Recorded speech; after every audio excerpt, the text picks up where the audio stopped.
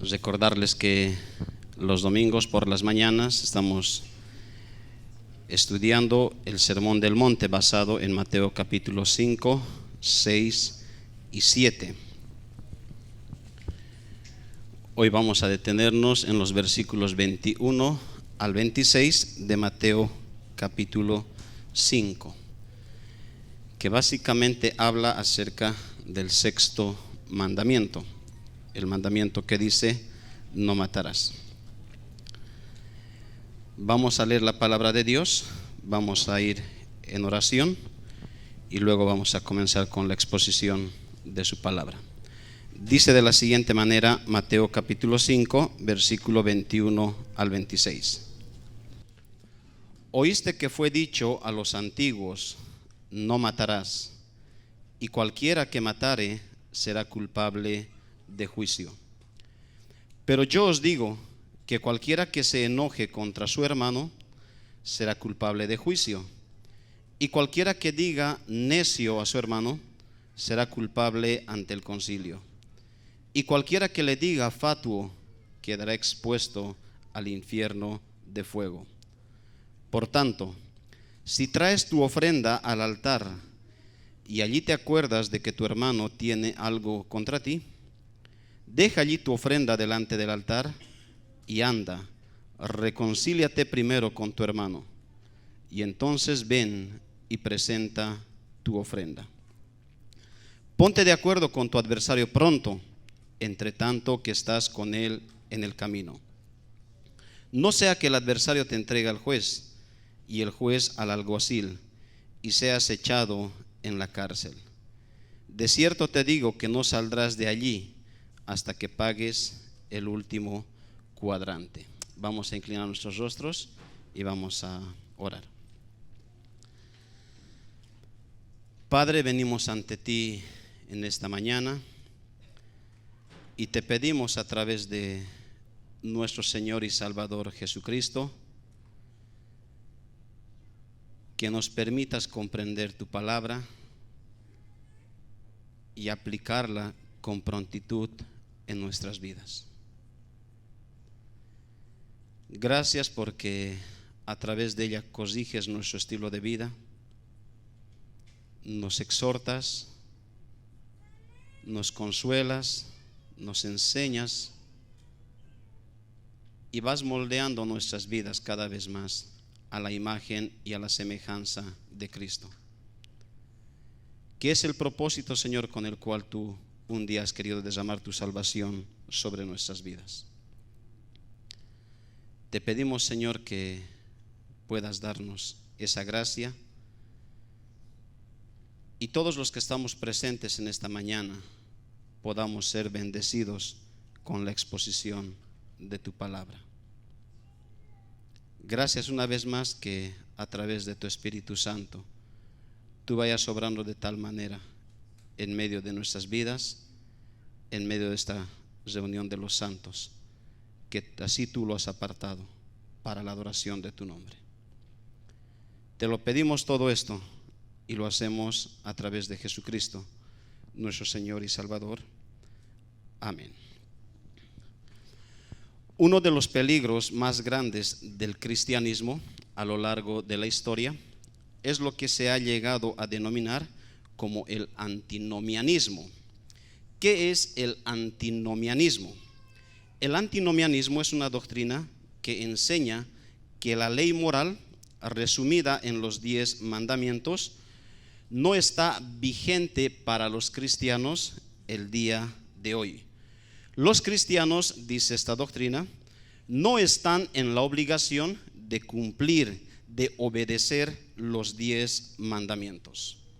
Los que promueven esta doctrina, uno de los pasajes favoritos en los cuales ellos basan esta declaración es Romanos capítulo 6, versículo 14 y versículo 15, donde básicamente hay una frase que dice ahí de la siguiente manera. El apóstol Pablo dice: pues no estamos bajo la ley, sino bajo la gracia. Ellos usan esta frase, por supuesto, de manera errada para justificar esa su doctrina que lo promueven en el mundo cristiano.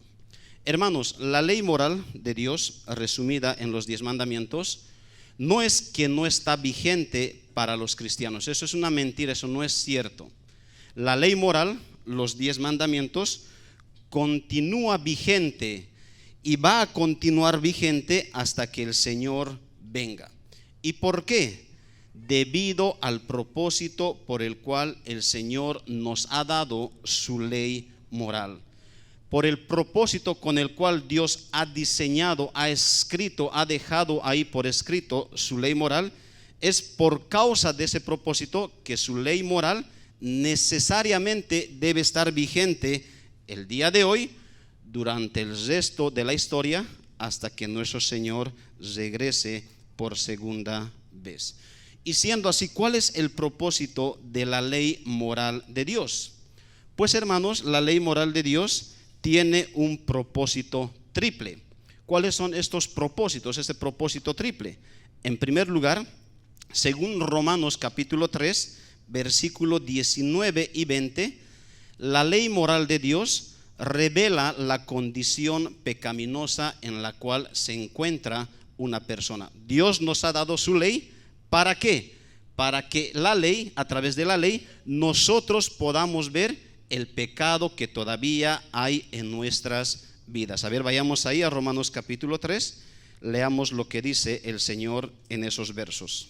Romanos 3, 19 y 20. Pero sabemos que todo lo que la ley dice, lo dice a los que están bajo la ley, para que toda boca se cierre y todo el mundo quede bajo el juicio de Dios. Ya que por las obras de la ley, ningún ser humano será justificado delante de él, porque por medio de la ley es el conocimiento del pecado. ¿Quieres conocer qué tan grande es tu pecado? Examina tu vida a la luz de la ley moral de Dios. Entonces, ese es uno de los propósitos por los cuales Dios ha dado su ley. Un segundo propósito lo encontramos en Gálatas capítulo 3, versículo 24. ¿Y cuál es este segundo propósito con respecto a la ley moral de Dios? Pues hermanos, la ley moral de Dios no solamente nos muestra la condición pecaminosa en la cual nos encontramos, sino que en segundo lugar nos lleva a Jesucristo, para que a través no de la ley, sino de Jesucristo, nosotros podamos ser justificados por Dios. Dice Gálatas capítulo 3, el versículo 24. De manera que la ley ha sido nuestro ayo.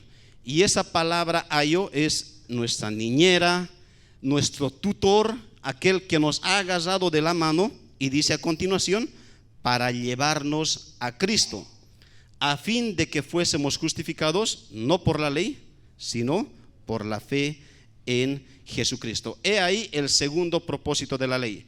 No solamente nos muestra nuestro pecado, sino que además de mostrarnos, nos lleva a Jesucristo para que seamos justificados por Él. Un tercer propósito de la ley lo encontramos en todo el Salmo capítulo 119. No vamos a leer todo el capítulo, son muchos versículos. Sin embargo, vamos a resumir diciendo de todo ello que la ley, en tercer lugar, nos muestra el camino de justicia por el cual debemos andar los cristianos una vez que hemos sido salvos. ¿Cómo debo vivir como cristiano? La ley es la que me muestra esa senda de justicia. Veamos un solo versículo, Salmo 119, el 172. Salmo 119, versículo 172.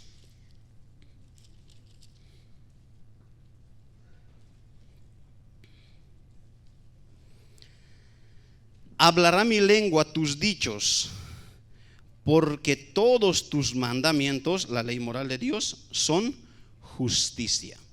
Los cristianos, una vez que hemos sido salvos, estamos llamados a andar en justicia. Pero ¿cómo yo veo esa justicia? A través de la ley moral de Dios.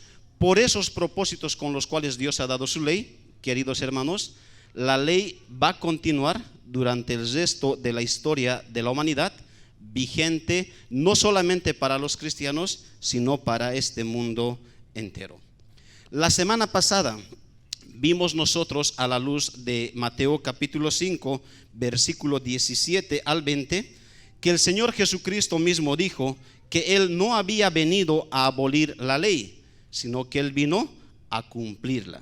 Él no vino a hacerla a un lado, a anular, sino a cumplir.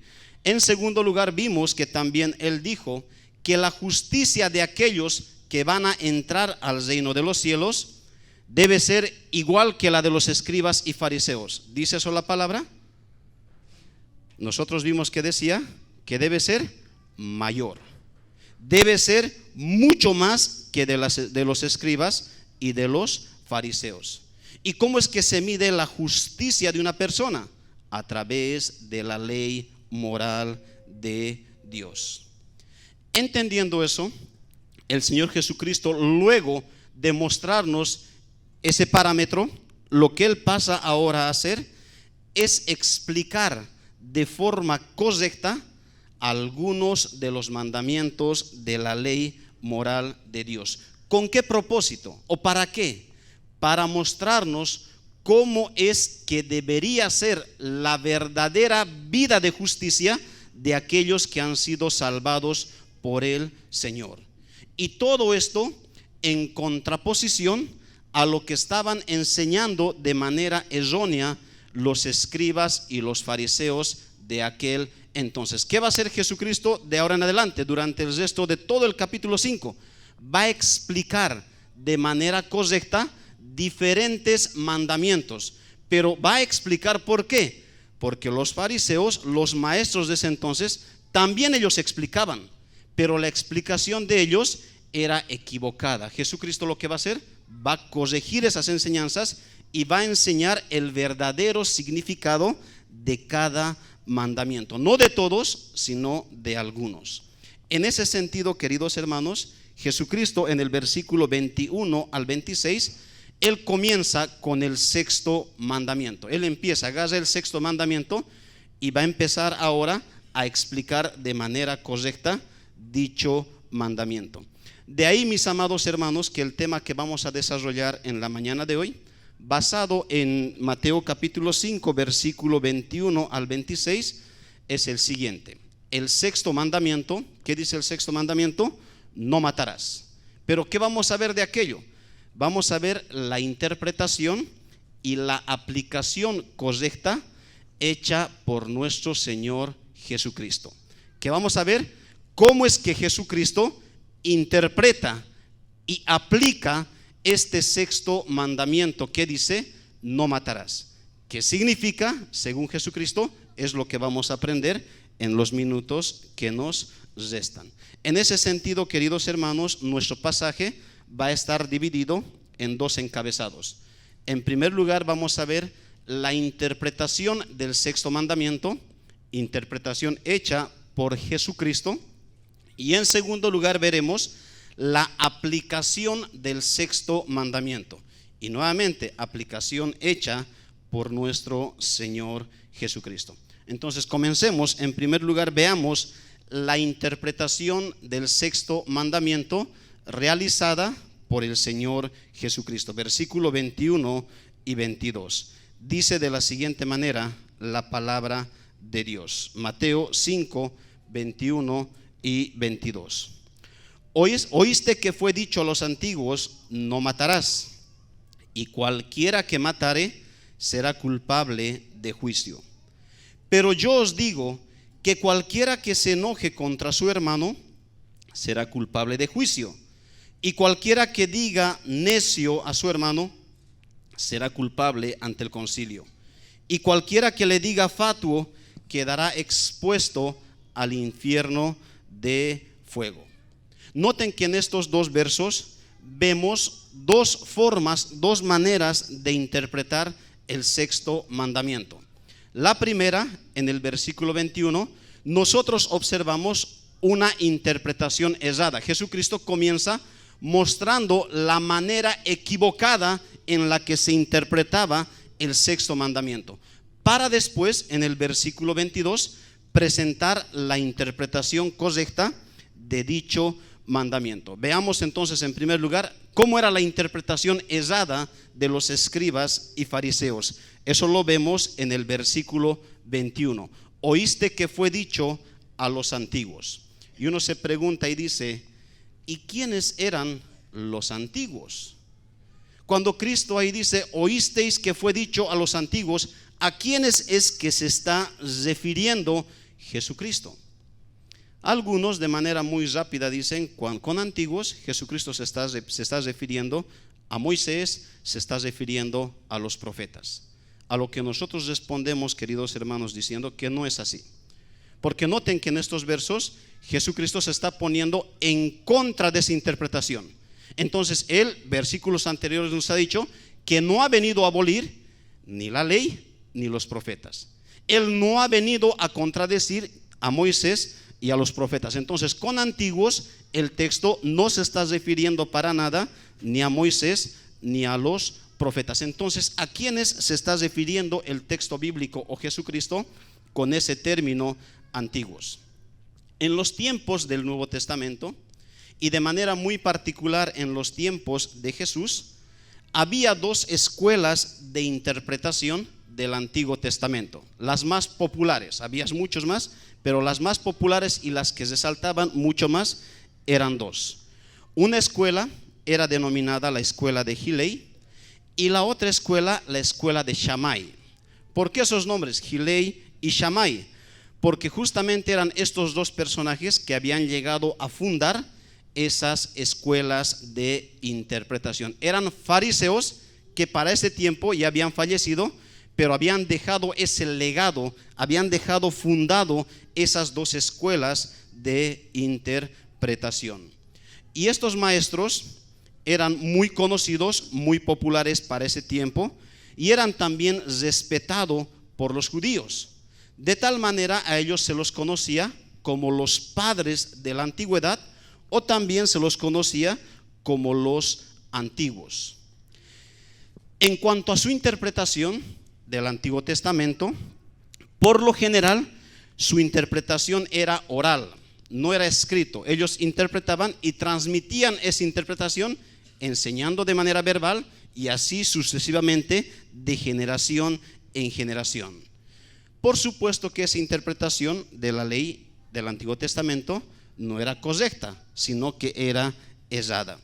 Y claro, por lo que ellos enseñaban de tal manera y por lo que habían llegado a ser hombres respetados, con el pasar del tiempo, dichas interpretaciones habían llegado a tener autoridad en el contexto judío. Tal llegó a ser la autoridad en el pueblo judío que incluso muchos judíos, muchos fariseos, muchos escribas consideraban sus interpretaciones mucho más autoritativas que la palabra de Dios. Habían tenido una fuerte influencia que el pueblo, que los judíos tenían o creían que sus dichos, que sus interpretaciones eran más autoridad que la misma palabra de Dios. Por ejemplo, Mateo capítulo 15. Aquí vemos una cita a ellos, Mateo capítulo 15.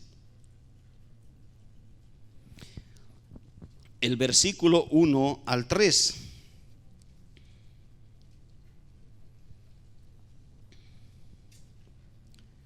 Aquí Jesucristo constantemente se va chocando con los fariseos y uno de los temas particulares de los cuales él va a hablar es de la interpretación equivocada de estos antiguos. Dice Mateo 15, versículo 1 al 3. Entonces se acercaron a Jesús ciertos escribas y fariseos de Jerusalén, diciendo: ¿por qué tus discípulos quebrantan? Miren, no dicen quebrantan la palabra de Dios o las escrituras, dicen quebrantan la tradición de los ancianos, la tradición de los antiguos, la tradición de Gilei y Shammai. ¿Por qué no se lavan las manos cuando comen pan? ¿Notan los fariseos a qué estaban considerando con mayor autoridad? No a la palabra de Dios, sino a la tradición, a la interpretación que estos antiguos habían dejado. ¿Qué es lo que les responde Jesucristo? Versículo 3. Respondiendo él, Jesús, les dijo: ¿por qué también vosotros quebrantáis el mandamiento de Dios por vuestra tradición? ¿Con qué autoridad ustedes están poniendo en mayor autoridad a la interpretación de estos antiguos? Y haciendo eso, ustedes están yendo en contra de la palabra de Dios. Jesucristo les reprende que la forma de actuar de estos escribas y fariseos no es correcta. Entonces, estos escribas y fariseos tenían en alta estima las interpretaciones, la tradición de los antiguos, la tradición de los ancianos. Y claro, estos tenían muchas interpretaciones de muchos mandamientos y de muchas leyes. Entre ellas estaba el sexto mandamiento. Siendo así, ¿cómo es que interpretaban estos antiguos el sexto mandamiento? ¿Qué decían o qué enseñaban los antiguos, los ancianos, la tradición con respecto al sexto mandamiento? Volvamos a Mateo capítulo 5, versículo 21. Dice de la siguiente manera: oíste que fue dicho a los antiguos. ¿Quiénes? Los de esa escuela de interpretación: no matarás, y cualquiera que matare será culpable de juicio. Nota lo que decían los antiguos. Según esta frase, según este versículo, tiene dos partes. La primera parte básicamente es el sexto mandamiento, tal y cual está en la ley. ¿Qué dice el sexto mandamiento? Dice: no matarás. Y hasta ahí, al parecer, no hay problema alguno. ¿Dónde está el problema de la interpretación de estos antiguos? En la segunda parte, en aquello que habían agregado al mandamiento. Y esta segunda parte nos revela la manera, la forma en que estos personajes habían llegado a interpretar el sexto mandamiento. ¿Y qué dice la segunda parte de este versículo? Volvamos a leer: y cualquiera que matare será culpable de juicio. Cuando tú revisas pasajes del Antiguo Testamento donde encontramos los mandamientos de Dios, tú te vas a percatar que tú no encuentras este agregado en ninguna de las citas. Pregunta: ¿dónde están los pasajes o qué citas bíblicas son donde encontramos los 10 mandamientos?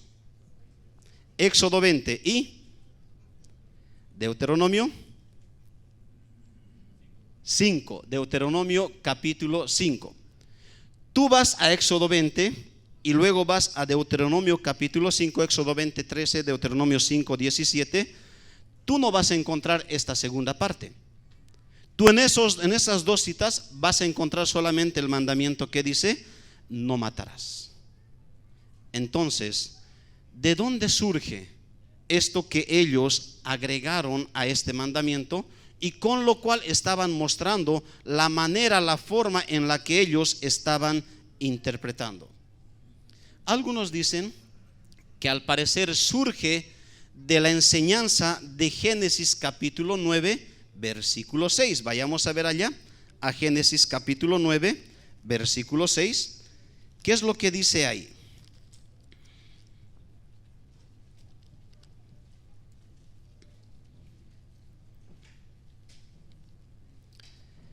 Génesis 9, versículo 6. El que derramare sangre de hombre, eso significa el que matare físicamente hablando, está hablando ahí Génesis 9, 6. Por el hombre su sangre será derramada. La idea de eso es: él va a ser juzgado. Quita la vida a alguien, él va a ser juzgado, porque a imagen de Dios es hecho el hombre. Al parecer, los antiguos habían interpretado el sexto mandamiento a la luz de Génesis capítulo 9, versículo 6.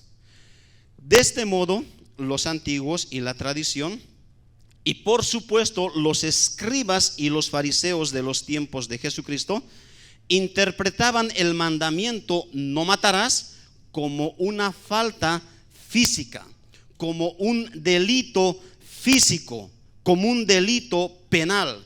Para ellos decían que cuando el Señor está diciendo ahí no matarás, el Señor está prohibiendo el asesinato físico, el hecho de matar físicamente. Por lo tanto, dicha infracción llegaría a ser la causa de un castigo físico. Por eso a continuación dice, será culpable de juicio.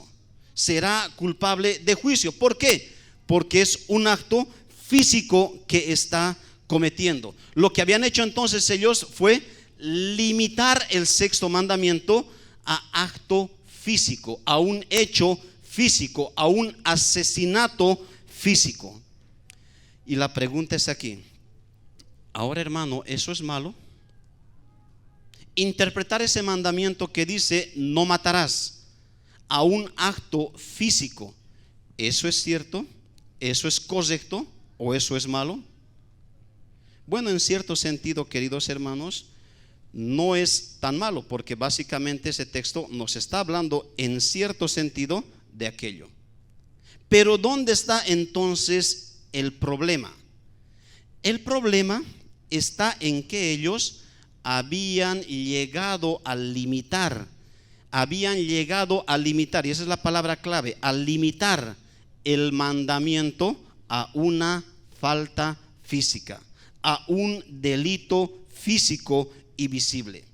Como alguien dijo, ellos estaban considerando simplemente la letra del mandamiento, es decir, lo que literalmente dice el mandamiento, y no así el espíritu del mandamiento, lo que realmente significa el mandamiento, lo que el Señor realmente nos está diciendo a través de dicho mandamiento.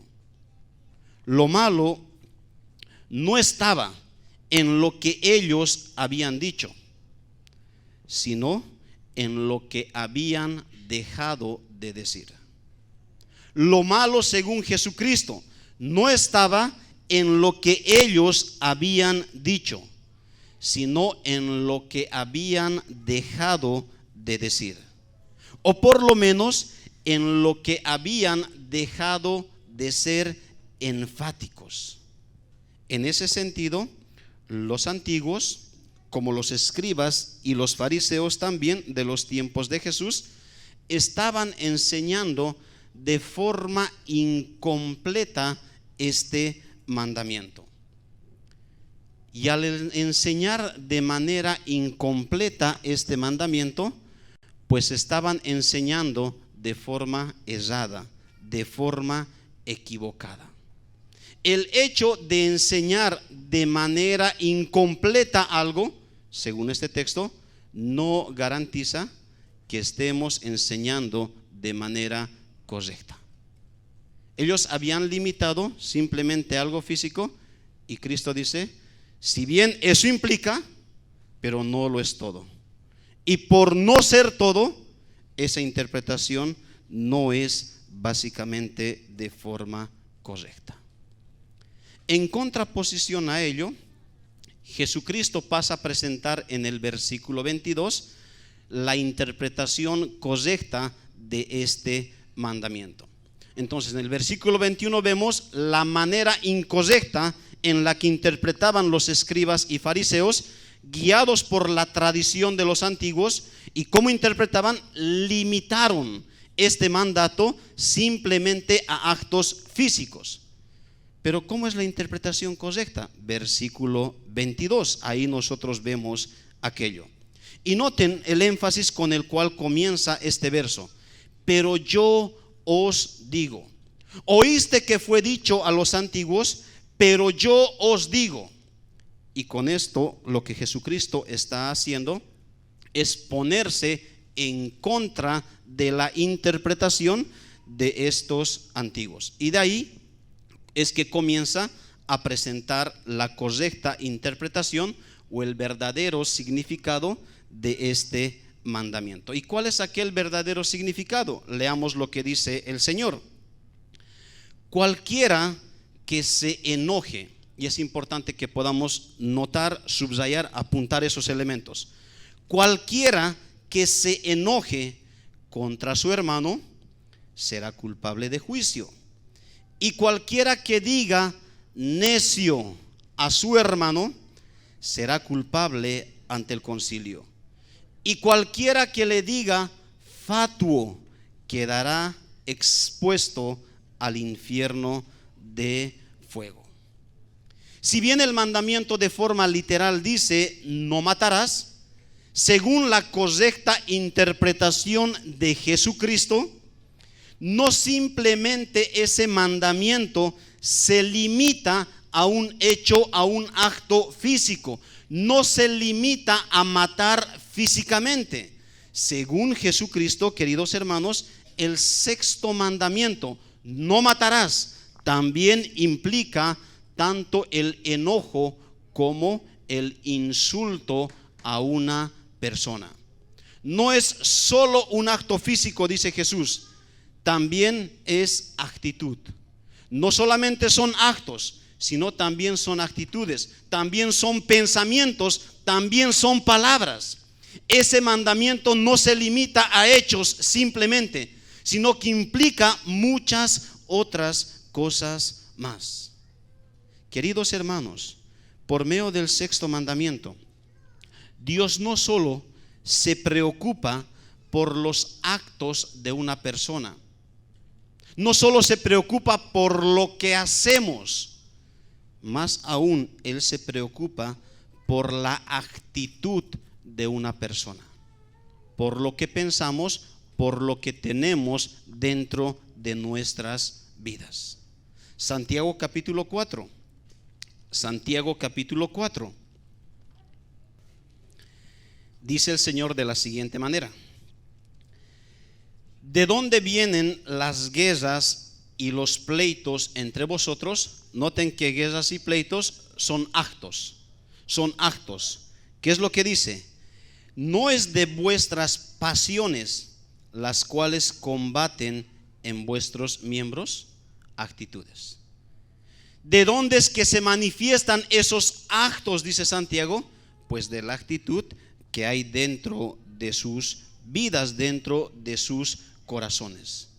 El origen de nuestros actos pecaminosos, hermanos, son nuestras actitudes pecaminosas.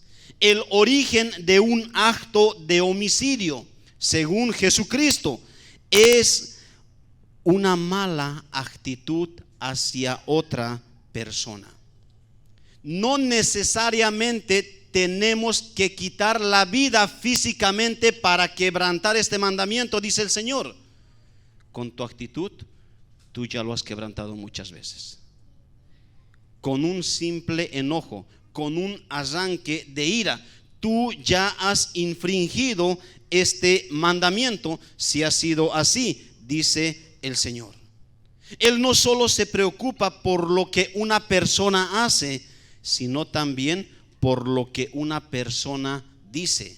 No solamente Cristo está apelando a nuestras actitudes, el que se enoje, sino también Él nos está mostrando que con las mismas palabras ofensivas, nosotros podemos infringir e infringimos este mandamiento. Por eso dice a continuación: y cualquiera que le diga necio, y cualquiera que le diga fatuo. ¿Qué es necio? ¿Qué significa fatuo? Estas dos palabras son términos que se usan para insultar a una persona. Necio, fatuo son términos para insultar a una persona. El primero, necio, que en algunas otras Biblias también son traducidas como estúpido. Este término tiene que ver con un insulto a la inteligencia de una persona. Imagínate qué términos: tonto, opa, sonso, son esos términos sinónimos de esta palabra que nosotros vemos aquí traducido como necio. ¿Qué está diciendo Jesucristo? Cuando de tus labios salen esas palabras, tú estás infringiendo el sexto mandamiento. cuando esos términos salen de tu boca, o por lo menos cuando tú los piensas hacia alguien, tú ya estás infringiendo el sexto mandamiento. El segundo término, fatuo, que también puede ser traducido como idiota, tiene que ver con un insulto de desprecio al carácter o al corazón de una persona. ¿Quién se cree este? ¿Quién te crees tú? Términos de desprecio. Necio, fatuo, entonces son términos de insulto. Uno que ataca a la inteligencia de una persona y el otro que ataca al carácter o al corazón de esa persona. Según Jesucristo, cuando Dios dice entonces no matarás, no simplemente está hablando del acto de quitar la vida a alguien, sino también de una actitud de aborrecimiento a alguien. Hermanos, si bien este mandamiento de forma negativa prohíbe aborrecer a nuestros hermanos, de forma positiva nos llama a amar a nuestros hermanos. Este mandamiento no solamente nos está prohibiendo actitudes, palabras de rechazo, palabras ofensivas, palabras de aborrecimiento, sino en su sentido positivo te está llamando, me está llamando a amar a nuestros hermanos. Un detalle más del versículo que podemos notar ahí es que aquel que infringe este mandamiento, es decir, que mata físicamente, que se enoja, que insulta a una persona, que tiene un pensamiento negativo y de desprecio hacia otra persona, lo que está mostrando es que no ama a su hermano, mas al contrario, aborrece a su hermano. Y por tal motivo esta persona, dice el Señor Jesucristo, es culpable de juicio, es culpable ante el concilio. No solamente merece la muerte física como lo enseñaban los escribas y los fariseos, sino que Jesucristo dice que incluso merece la muerte eterna. Quedará expuesto al infierno de fuego. ¿Cómo es tu condición frente a lo que Jesús está diciendo?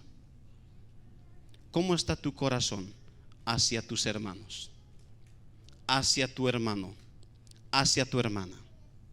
¿Cómo están tus actitudes hacia tu hermano en la fe?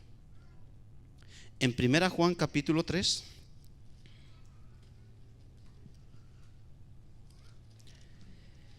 los versos 14 y 15,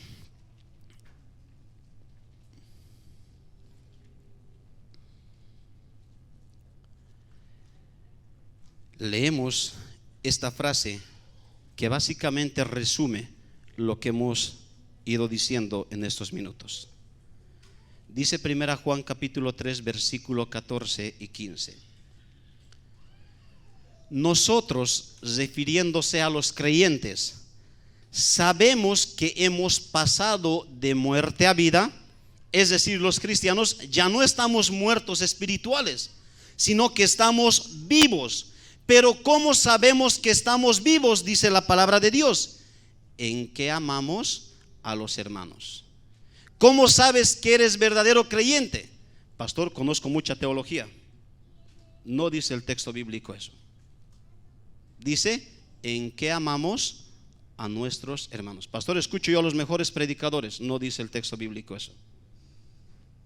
Dice que tú sabes que has pasado de muerte a vida en que amas a tus hermanos. El que no ama a su hermano, ¿qué es lo que pasa? ¿Qué dice el texto bíblico? Permanece en muerte. Todo aquel que aborrece a su hermano, escúchalo muy bien, todo aquel que aborrece a su hermano es homicida. el que no quiere perdonar a su hermano, el que tiene pensamientos negativos en contra de su hermano, el que insulta a su hermano, es un homicida. No lo dice el pastor, lo está diciendo la palabra de Dios. Y sabéis que ningún homicida tiene vida eterna permanente en él. En palabras sencillas, no es cristiano. Si en tu corazón albergas resentimiento, odio hacia un hermano, examínate, dice el texto bíblico. Probablemente tú no tengas vida. Pero pastor, me he bautizado. ¿Y? El texto bíblico dice, en esto sabemos que le conocemos, si amamos a nuestros hermanos. Pero pastor, dirijo, he predicado a otros el evangelio y han venido a la iglesia. El texto bíblico dice, en que amamos a nuestros hermanos. He ahí la correcta interpretación del sexto mandamiento. ¿Recuerdas lo que leímos ahí en Mateo capítulo 5? Vayamos nuevamente al versículo 20. Mateo 5:20. Porque os digo que si vuestra justicia es mayor que la de los escribas y los fariseos, no entraréis en el reino de los cielos. He ahí la justicia mayor.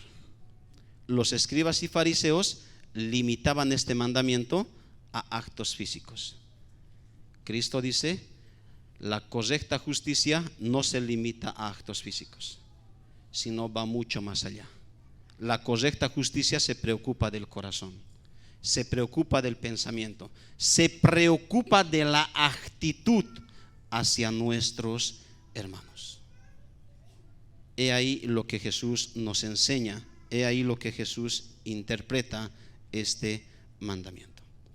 Ahora es interesante que no se limita a interpretar, sino que en segundo lugar, Él pasa ahora a presentarnos una aplicación práctica de este mandamiento. No solo nos lo ha explicado cómo debe ser entendido de forma correcta, sino que ahora nos va a mostrar la aplicación. Versículo 23 al 26. Leamos esos versos. Dice, por tanto, si traes tu ofrenda al altar y allí te acuerdas de que tu hermano tiene algo contra ti, deja allí tu ofrenda delante del altar y anda. Reconcíliate primero con tu hermano y entonces ven y presenta tu ofrenda. Verso 25. Ponte de acuerdo con tu adversario pronto, entre tanto que estás con él en el camino. No sea que el adversario te entregue al juez y el juez al alguacil y seas echado en la cárcel. De cierto te digo que no saldrás de allí hasta que pagues el último cuadrante.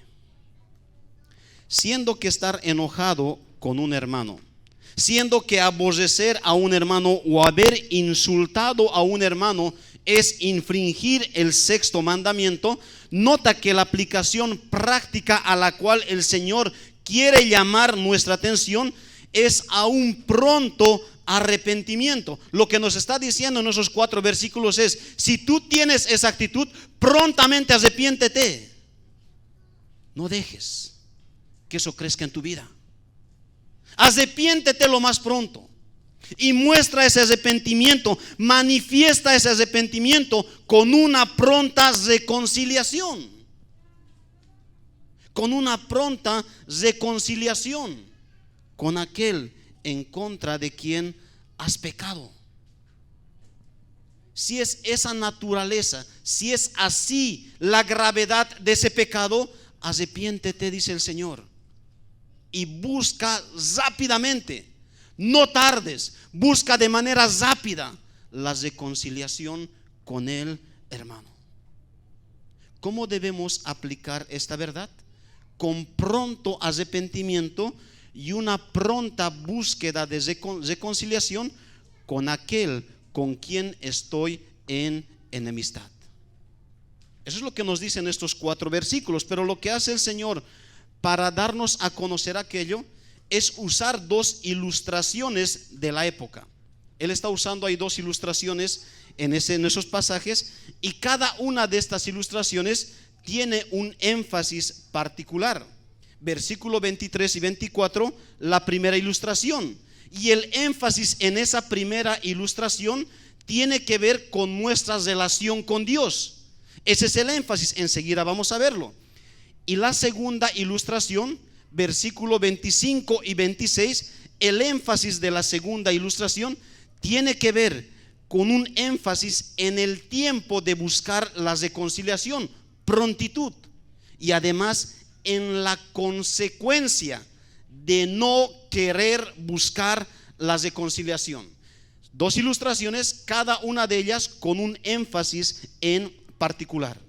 Primera ilustración, versículo 23 y 24. ¿Qué es lo que vemos ahí? Se nos presenta ahí a un hombre que está trayendo su ofrenda al altar. Y esto es, hermanos, en el contexto del pueblo judío. Y una ofrenda traída al altar era una forma de adorar a Dios. Es decir, que este hombre está listo para adorar a Dios. Pero es en ese mismo instante que él está expresando su adoración a Dios, dice Jesús, se acuerda. Está empezando a adorar, pero se acuerda que su hermano tiene algo en contra de él. ¿Y qué es lo que dice Jesús en ese momento? Deja allí tu ofrenda delante del altar. Es decir, detente un momento.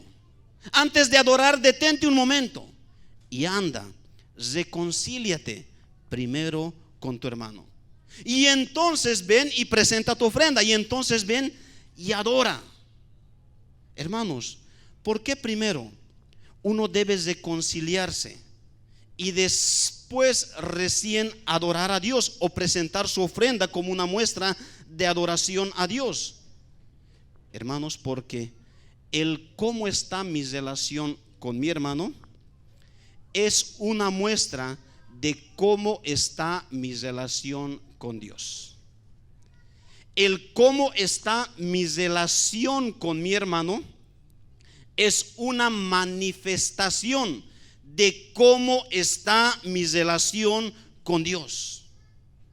Uno puede aparentar ser un gran adorador, puede aparentar ser un celoso por las cosas de Dios, puede aparentar anhelar mucho de conocer la palabra de Dios, entre muchas otras cosas. Pero si tengo algo en contra de mi hermano y no he buscado, no he procurado la reconciliación, el Señor dice, todo ello es vano.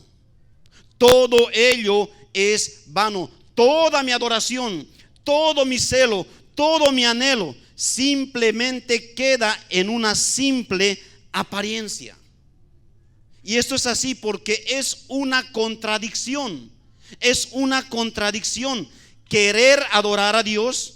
Es una contradicción decir amar su palabra, querer hacer su voluntad, pero no amar a mi hermano. Eso es una total contradicción. Sí, vamos a ir a adorar, pero cuando tengo algo en contra de mi hermano, esa adoración no es recibida por el Señor. Esa adoración no es recibida por el Señor. Primera Juan capítulo 4 versículo 20. Primera Juan capítulo 4 versículo 20. Dice el Señor: si alguno dice yo amo a Dios y aborrece a su hermano, es mentiroso. Nuevamente lo dice la palabra de Dios. Sí, pastor, yo amo a Dios, yo quiero crecer espiritualmente, yo quiero madurar, yo quiero conocer de su palabra, quiero conocer esto y lo otro, y empiezo, pero aborrezco a mi hermano, dice el Señor, eres mentiroso. Realmente tú no amas a Dios. tú no amas a Dios. ¿Por qué? Dice la palabra: pues el que no ama a su hermano, a quien ha visto, ¿cómo puede amar a Dios, a quien no ha visto? ¿Notas? Es una contradicción decir: yo amo a Dios, pero no quiero perdonar a mi hermano. Yo amo a Dios, pero él es así. Pero él es tonto, él es necio, él es fatuo. Esa es una contradicción. Queridos hermanos, mi relación con Dios, tu relación con Dios, determina tu relación con tu hermano.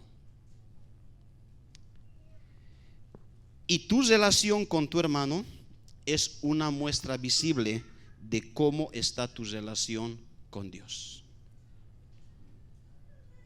Es una incoherencia decir que estamos bien con Dios y no estamos bien con nuestro hermano. Eso debes examinar en tu vida.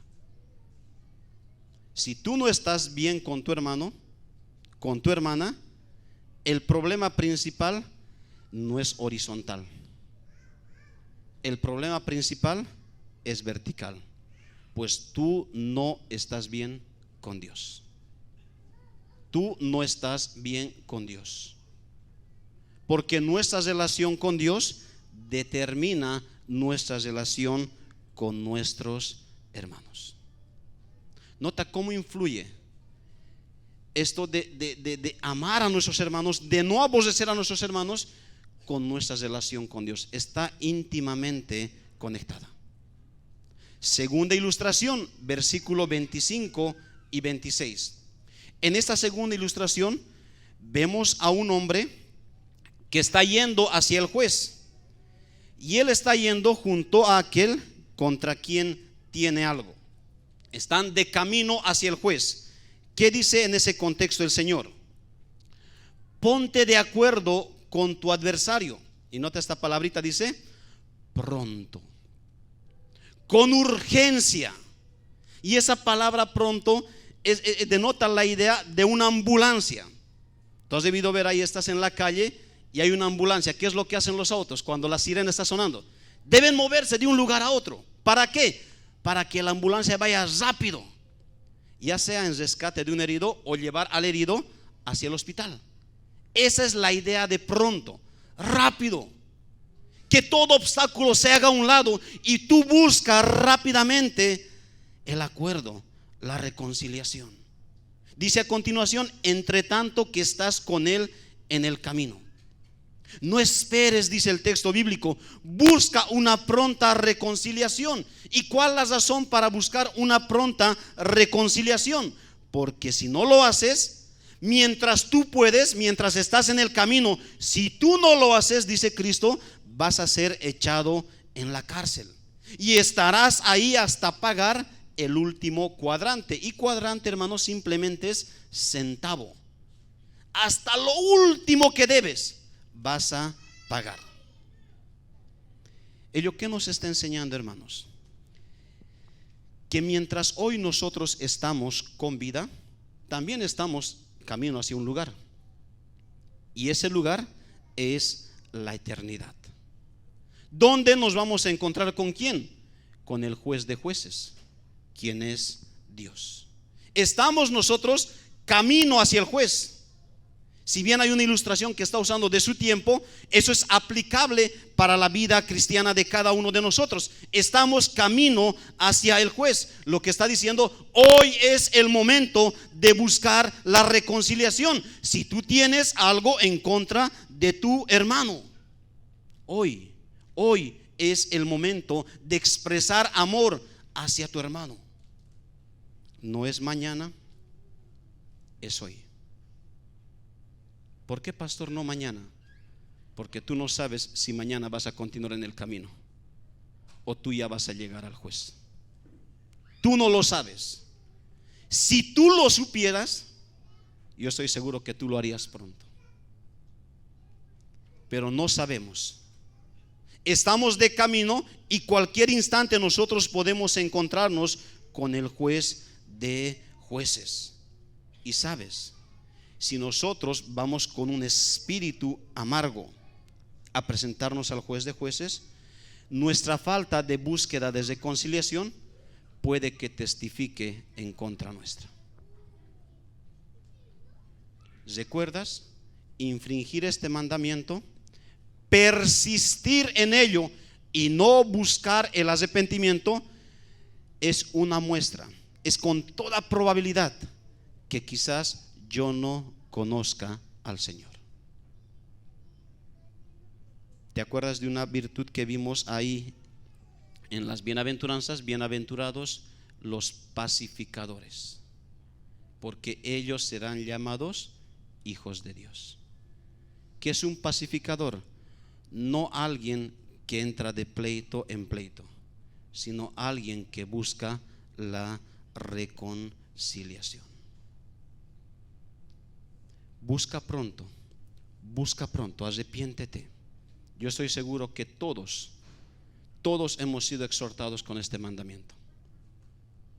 Busca pronto, no esperes para el día de mañana, búscalo pronto. A modo de conclusión, quiero recordar nuevamente los 3 propósitos que tiene la ley de Dios, pero ahora aplicados al 6º mandamiento y a nuestras vidas. ¿Recuerdas del primer propósito? Dijimos que la ley de Dios, de forma muy particular, este mandamiento nos ha sido dado por Dios para revelar nuestro pecado. Lo que hoy vimos, el hecho de ver que un simple enojo, un insulto, una actitud despectiva hacia alguien me hace culpable de infringir el 6º mandamiento. Me deja tanto a mí como a ti, como a cada uno de nosotros, o por lo menos a todos aquellos en quienes el Espíritu Santo está obrando.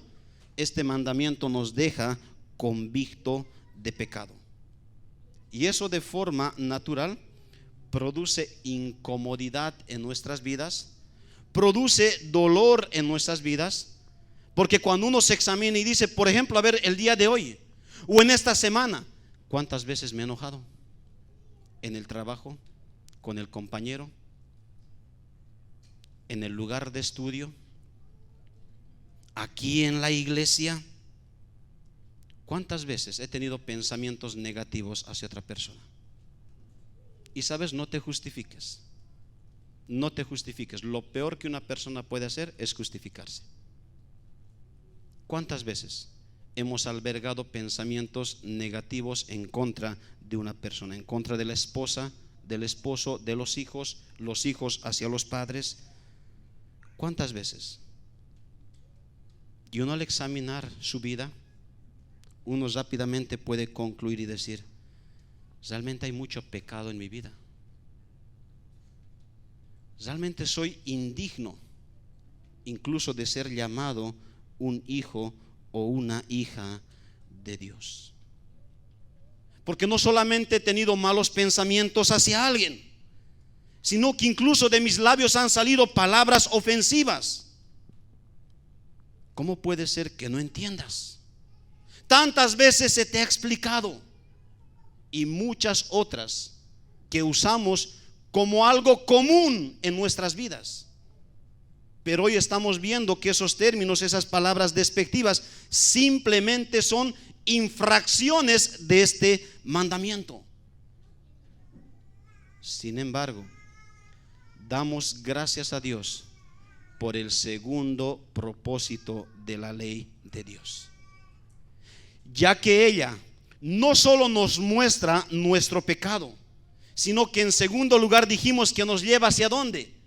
Nos lleva de la mano hacia nuestro Señor y Salvador Jesucristo.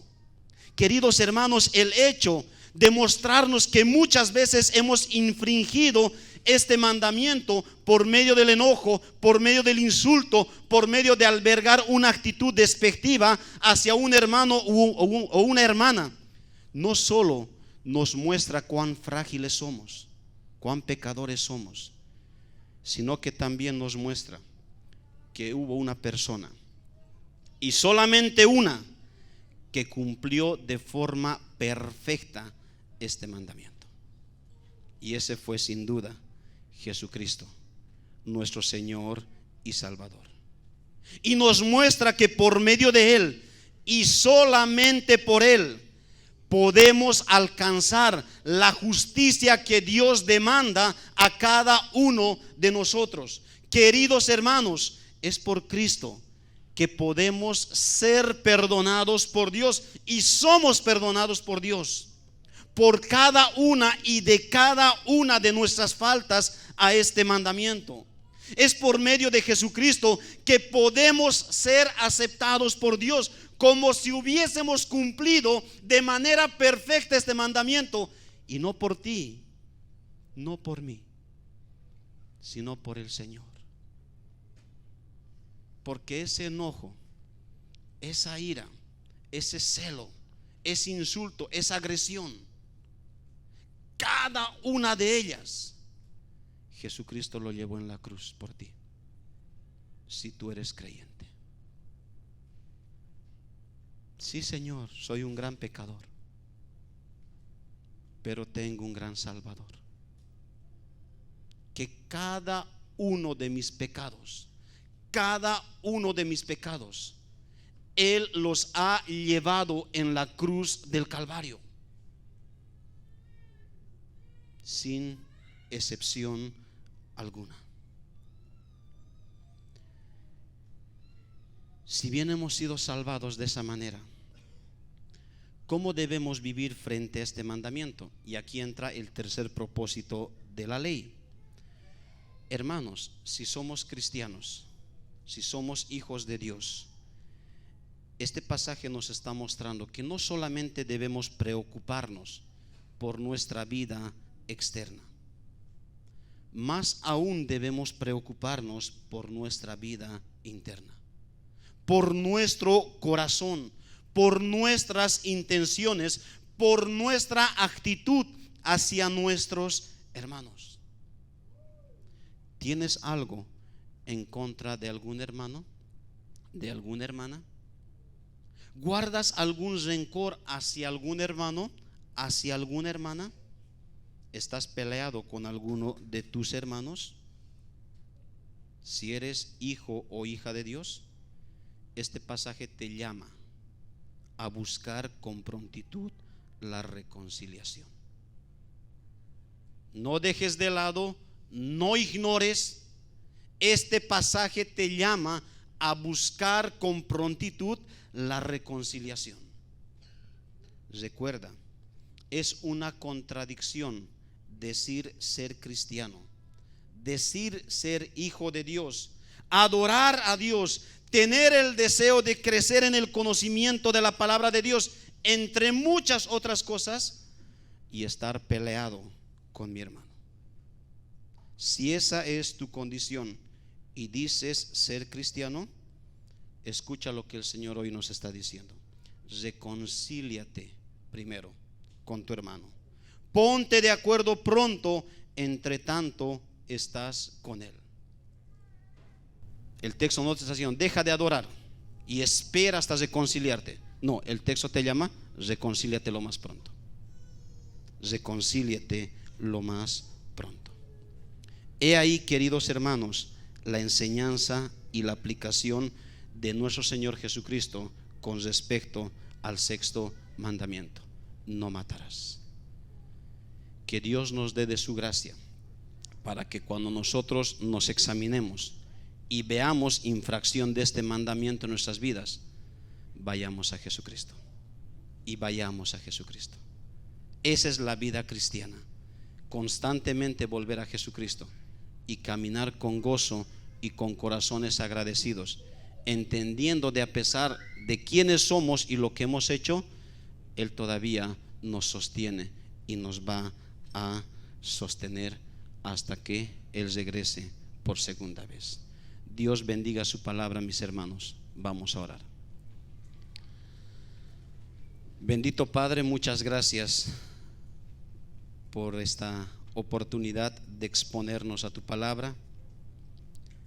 Gracias porque nos muestras, Señor, el parámetro de tu justicia, y cuando nosotros vemos aquello, podemos observar cuán pequeños somos, Señor, de poder alcanzar la exigencia tuya. Sin embargo, damos gracias a Dios que en Cristo la solución provista por ti para nuestras vidas, nosotros podemos ser justificados por ti. Y motivados por lo que Él ha hecho y sigue haciendo en nuestras vidas, hoy podemos ir trabajando en nuestras actitudes, en nuestras acciones, en nuestros pensamientos. Ayúdanos, Señor, a asimilar y a entender lo que el Señor ha hecho en favor de nuestras vidas, y que como personas, como hijos tuyos, de forma individual, como familias, podamos vivir, Señor, mostrando amor en nuestra relación e ir sacando ese espíritu negativo de nuestros corazones. Danos de tu gracia para vivir de esa manera. Hazlo, Señor, porque reconocemos que nosotros mismos y en nosotros mismos no podemos hacerlo de ninguna manera. Permítenos ver que hay esperanza, no en lo que hacemos, sino en lo que Cristo ya ha hecho. Alabado sea tu Hijo, nuestro Señor y Salvador.